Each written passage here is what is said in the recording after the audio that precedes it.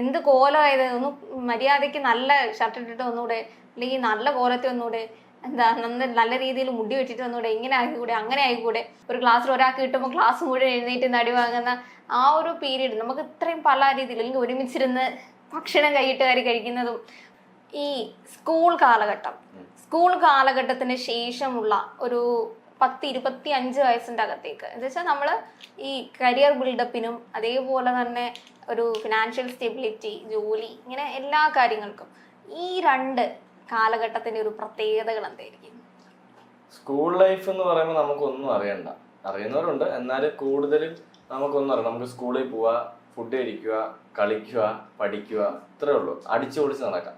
College കഴിഞ്ഞ് കഴിഞ്ഞാൽ പിന്നെ നമുക്ക് നമ്മുടെ കാര്യങ്ങൾ നോക്കേണ്ട ഒരു സമയമാണ്. പക്ഷെ എനിക്ക് തോന്നുന്നു കുറെ ആൾക്കാര് ഈ ഒരു സ്കൂൾ പീരീഡ് ലൈഫിലും ഇതേപോലെ സ്വന്തം കാര്യങ്ങൾ നോക്കുന്നുണ്ട്.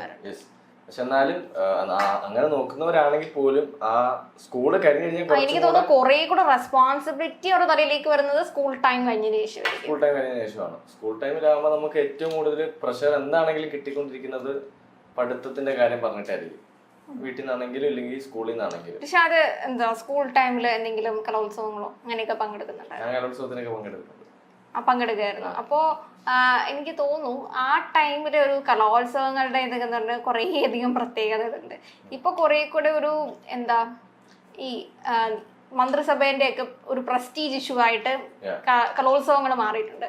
ഏറ്റവും മികവാർന്ന രീതിയിൽ കലോത്സവങ്ങൾ നടത്തപ്പെടുന്ന രീതിയിലേക്കാണ് മാറിക്കൊണ്ടിരിക്കുന്നത്. പക്ഷെ ആ ഒരു ടൈമിലെ കലോത്സവങ്ങൾ എന്ന് പറയുന്നത് മണിക്കൂറുകളോളം വെയിറ്റ് ചെയ്ത്, ഓർമ്മയുണ്ടോ അങ്ങനെ ഒരു കാര്യങ്ങൾ? മണിക്കൂറുകളോളം നമ്മൾ ചിലപ്പോൾ വെയിറ്റ് ചെയ്യായിരിക്കാം. അതിൻ്റെ ഇടയിൽ കൂടെ മഴയുള്ള കലോത്സവങ്ങളാണെങ്കിൽ പിന്നെ പറയേ വേണ്ട. ഈ എന്താ ചായങ്ങളൊക്കെ പുരട്ടി ആ ഒരു ടൈം ആവുമ്പോഴത്തേക്കും ഒരു 6 മണിക്കൂറൊക്കെ മുമ്പ് എനിക്ക് തോന്നൂലേ എല്ലാ ആൾക്കാരും വെയിറ്റ് ചെയ്ത് കുറെ ക്ഷമയോടെ ഇരുന്നിട്ടായിരിക്കും നമ്മൾ ചിലപ്പോൾ അടികൾ ഉണ്ടാവും. പ്രധാന വിഷയങ്ങളാണ്. ഇനി സ്കൂൾ കലോത്സവങ്ങളാണെങ്കിൽ അതിന് ശേഷമുള്ള ജില്ല, ഉപജില്ല എല്ലാത്തിന്റെയും പ്രത്യേകത ഓരോരോ വിന്റേജ് കാലഘട്ടത്തിന് ശേഷം എനിക്ക് തോന്നുന്നു കുറച്ച് വർഷങ്ങളായിട്ടേ ഉള്ളൂ ഈ കലോത്സവങ്ങൾ ഒരു പ്രസ്റ്റീജ് ഇഷ്യൂസ് ആയിട്ട് മാറിയിട്ട്. അങ്ങനെ തോന്നിയിട്ടുണ്ടോ? ഇപ്പോഴത്തെ ഒരു കലോത്സവത്തിന്റെ അവസ്ഥ എന്താണെന്ന് എനിക്ക് അറിയില്ല. കാരണം ഞാൻ സ്കൂൾ കഴിഞ്ഞു, കോളേജ് കഴിഞ്ഞു, ഇപ്പൊ എനിക്ക് കലോത്സവത്തിന് ഞാൻ പോവാറില്ല. എന്നാലും ഇങ്ങനെ നമ്മള് പണ്ട് നവ്യ നായരുടെ ഒരു വീഡിയോ ഒക്കെ കണ്ടിട്ടുണ്ടായിരുന്നല്ലേ?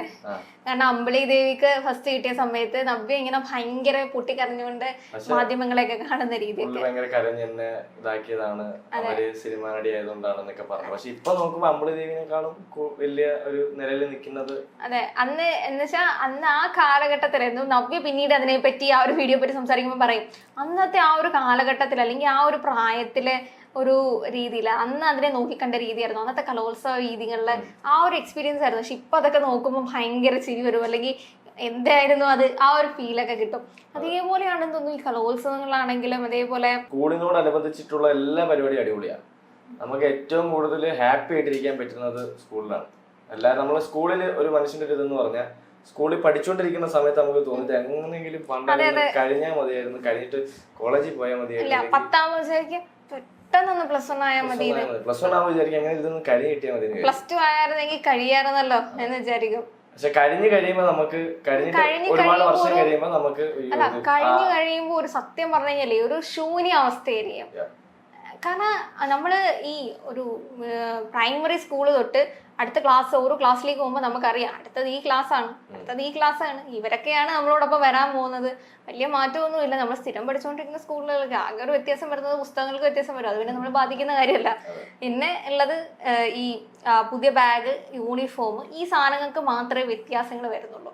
പക്ഷെ ഒരു +2 കാലഘട്ടം കഴിഞ്ഞതിന് ശേഷം ടോട്ടലി എൻറ്റയർലി അങ്ങ് മാറുകയാണ് ചെയ്യുന്നത്. നമ്മളെന്തോ വേറെ ഒരു ലോകത്ത് കൊണ്ടിട്ട് പോയൊരു ഫീലാണ് അല്ലെ?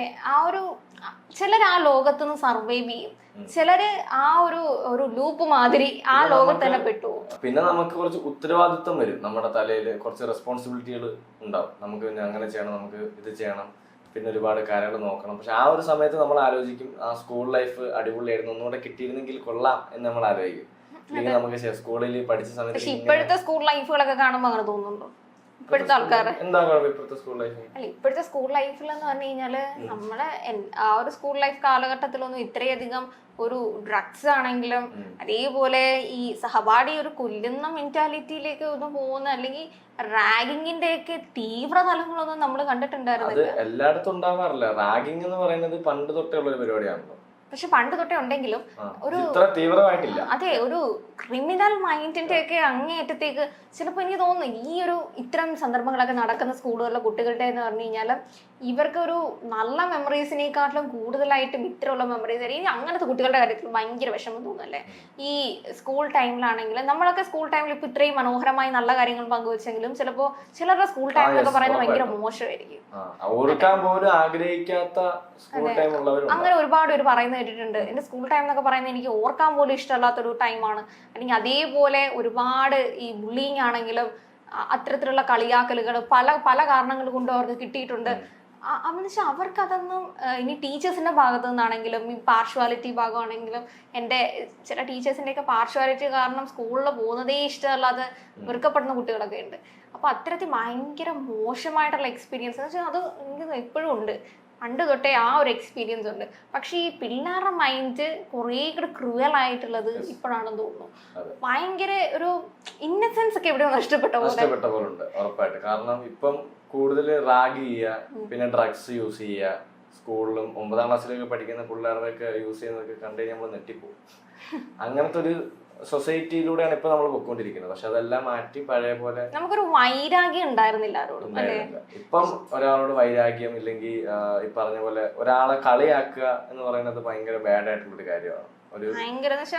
അതായത് സ്കൂളിൽ പഠിക്കുന്ന ഒരു കുട്ടിയാണെങ്കിൽ നമുക്ക് ഓൾറെഡി അത്രയും മെച്യൂരിറ്റി ഉണ്ടാവൂല ആ സമയത്ത്, സ്കൂളിൽ പഠിക്കുന്ന സമയത്ത്. അപ്പൊ ആ സമയത്ത് നമ്മൾ ഒരാളെ കളിയാക്കുമ്പോൾ തമാശക്കാണ് അല്ലെങ്കിൽ കോമഡിക്കാണ് കളിയാക്കുന്നതെങ്കിൽ പോലും പുള്ളിക്കാരൻ അത് എടുക്കുമ്പോൾ പുള്ളിക്ക് അത് ഭയങ്കര ഫീൽ ആവും അല്ലേ?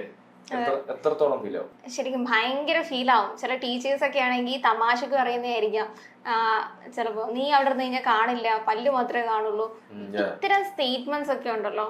ഇത് ഇവര് നമ്മൾ വെറുതെ തമാശക്ക് പറയായിരിക്കും, നമ്മളത് കേട്ടിട്ട് ചിരിക്കുകയൊക്കെ ചെയ്യും. ഒരിക്കലും അതൊരു ജോക്കല്ല. അങ്ങനെ ഒരാൾ നമ്മള് പിന്നെ നിന്റെ കോലം കണ്ടില്ലേ, എന്ത് കോലമായത്, ഒന്ന് മര്യാദക്ക് നല്ല ഷർട്ട് ഇട്ടിട്ട് ഒന്നുകൂടെ, അല്ലെങ്കിൽ നല്ല കോലത്തെ ഒന്നുകൂടെ, എന്താ നല്ല രീതിയിൽ മുടി വെച്ചിട്ട് ഒന്നുകൂടെ, ഇങ്ങനെ ആയിക്കൂടെ, അങ്ങനെ ആയിക്കൂടെ. ഇത്തരം സ്റ്റേറ്റ്മെന്റ്സ് എന്ന് പറയുന്നത് ഭയങ്കരമായിട്ട് ചിലരെ ബാധിക്കും. നമുക്ക് കളിയാക്കാം. അപ്പൊ ഞാൻ ആതിരനെ കളിയാക്കുന്നത് ആതിരക്ക് കുഴപ്പമില്ല എന്നാണെങ്കിൽ കളിയാക്കാം. പക്ഷെ ഓവറായിട്ടല്ല, സാധാരണ രീതിയിൽ.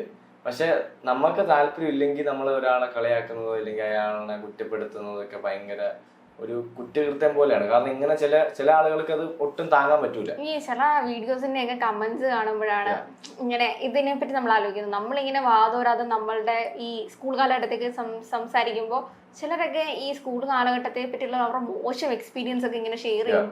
ഭയങ്കര വികാരതീതമായി ആ കമന്റ്സ് ഒക്കെ വായിച്ചു നോക്കിയിട്ടുണ്ടെങ്കിൽ നമുക്ക് ഭയങ്കര വിഷമം തോന്നും. നമുക്കൊരു ഒരു ഒരു എമ്പതി ഒക്കെ അതിനകത്ത് ഉടലെടുക്കും. എന്തായിരിക്കും അവരെത്ര സർവൈവ് ചെയ്തിട്ടുണ്ട് ആ ഒരു പീരീഡ് ഓഫ് ടൈമിൽ. കാരണം ഒന്ന് ആലോചിച്ച് നോക്കി, എൻ്റെ സ്കൂളിൽ നിന്ന് എനിക്ക് ഇങ്ങനെ ഒരു പ്രശ്നം ഉണ്ടാവുന്നു ആ കാലഘട്ടത്തിൽ വീടുകളിൽ പോയി പറഞ്ഞു കഴിഞ്ഞാൽ മാതാപിതാക്കളെ സ്കൂൾ മാറ്റാനുള്ള ടെൻഡൻസി ഒന്നുമില്ല. കാരണം അവര് ഇതൊക്കെ വെറുതെ പൊക്കോ, അവരൊന്നും മൈൻഡ് പോലും ചെയ്യൂല. ഇത്തരം മൈൻഡ് ചെയ്യാതെ പോകുന്ന സന്ദർഭങ്ങളിലാണ് ഇവർ ഈ എന്താ മരിച്ചല്ലെങ്കിൽ എങ്ങനെയെങ്കിലും ഒന്ന് ഈ സമയം കഴിഞ്ഞു കിട്ടാൽ മതി എന്ന് വിചാരിക്കുന്നത്. അപ്പോൾ ഈ ഒരു കാലഘട്ടത്തിൽ അങ്ങനെ എന്താ ബുള്ളിങ് ഒക്കെ ഏർപ്പെടും. അല്ലെങ്കിൽ മിഹിറിന്റെ കാര്യമൊക്കെ നമ്മൾ കണ്ടതാണ്. ബുള്ളിങ്ങിന്റെ ഒക്കെ അങ്ങേയറ്റത്തെ ലെവലില് പേരൻസിനോട് പോലും പറയാതെ കുട്ടി സൂയിസൈഡിലേക്ക് പോകാനുള്ള കാര്യം എന്ന് പറയുന്നത് അന്ന് ഉണ്ടായിരുന്നു. അന്നും ഭയങ്കര തീവ്രമായിട്ട് ഒരുപാട് ആൾക്കാരെ മാനസികമായി തളർത്തിയിട്ടുണ്ടെങ്കിലും ഇന്ന് അതിന്റെ ഭയങ്കര ഒരു എന്താ പറയാ, ഈ നിയമത്തിനോടൊന്നും ഒരു പേടിയില്ലാത്ത അവസ്ഥയിലേക്കൊക്കെ പിള്ളേർ പോയിട്ടുണ്ടെന്നുള്ളതാണ് വ്യത്യസ്തത. ഇത് പലരും പറയും ഈ 2K ജെൻസിന്റെ പ്രത്യേകതയാണ്. കാരണം അന്നുണ്ടായിരുന്നു, അതിന്റെ ഒരു തീവ്രത കുറച്ച് കൂടിപ്പോയി. അല്ലെങ്കിൽ നമ്മൾ ഈ പറയുന്ന രീതിയിലുള്ള മനോഹരമായ കലോത്സവങ്ങളോ അല്ലെങ്കിൽ ഈ ക്ലാസ് റൂമുകളിലെ എന്താ ഈ നമ്മൾ ചൂരൽ കഷായം പോലെ കിട്ടുന്ന ഒരു ക്ലാസ്സിൽ ഒരാൾക്ക് കിട്ടുമ്പോൾ ക്ലാസ് മുഴുവൻ എഴുന്നേറ്റ് നടി വാങ്ങുന്ന ആ ഒരു പീരീഡ് നമുക്ക് ഇത്രയും പല രീതിയിൽ അല്ലെങ്കിൽ ഒരുമിച്ചിരുന്ന് ഭക്ഷണം കൈയിട്ട് കഴിക്കുന്നതും മഴയത്ത് കളിച്ചതും ഇതൊന്നും ഉണ്ടാവില്ലെന്ന് തോന്നുന്നു ഇപ്പോഴത്തെ പിള്ളേരുടെ എക്സ്പീരിയൻസ് ചോദിച്ചിട്ടുണ്ടെങ്കിൽ. പറയാനുള്ളതെന്ന് പറഞ്ഞാൽ സ്നേഹിക്കുക, കൂടെ പഠിക്കുന്നവരെ ഏറ്റവും മനോഹരമായ കാലഘട്ടമാണത്. അതെ. അല്ലെ, ഒരിക്കലും നിങ്ങൾക്ക് തിരിച്ചു കിട്ടാൻ പോകുന്നില്ലാത്തൊരു കാലഘട്ടമാണ്. അതിന് ശേഷമുള്ള ഒരു ലൈഫ് എന്നൊക്കെ പറഞ്ഞു കഴിഞ്ഞാൽ നമുക്ക് ചിന്തിക്കാൻ പറ്റൂല. എന്താവും നമുക്ക് ചിന്തിക്കാൻ പറ്റൂല. റെസ്പോൺസിബിലിറ്റിയും പ്രഷറും സ്ട്രെസ്സും. അപ്പം അതെങ്ങനെയായിരിക്കും നമ്മുടെ ഫ്യൂച്ചർ നമ്മൾ എങ്ങനെയാണ് കൊണ്ടുപോകാൻ ഉള്ളത് നമുക്ക് ഒരിക്കലും പ്രെഡിക്റ്റ് ചെയ്യാനായിട്ട് പറ്റൂല. അപ്പോൾ ഇപ്പൊ കിട്ടുന്ന ഈ ഒരു സമയം എന്ന് പറയുന്നത് അത് ഹാപ്പി ആയിട്ട് ഇരിക്കുക എന്നുള്ളതാണ്. അപ്പൊ മാക്സിമം സ്നേഹിക്കുക, കൂട്ടുകാരെ സ്നേഹിക്കുക, സ്വന്തമായിട്ട് സ്നേഹിക്കുക, അത്രേ ഉള്ളൂ.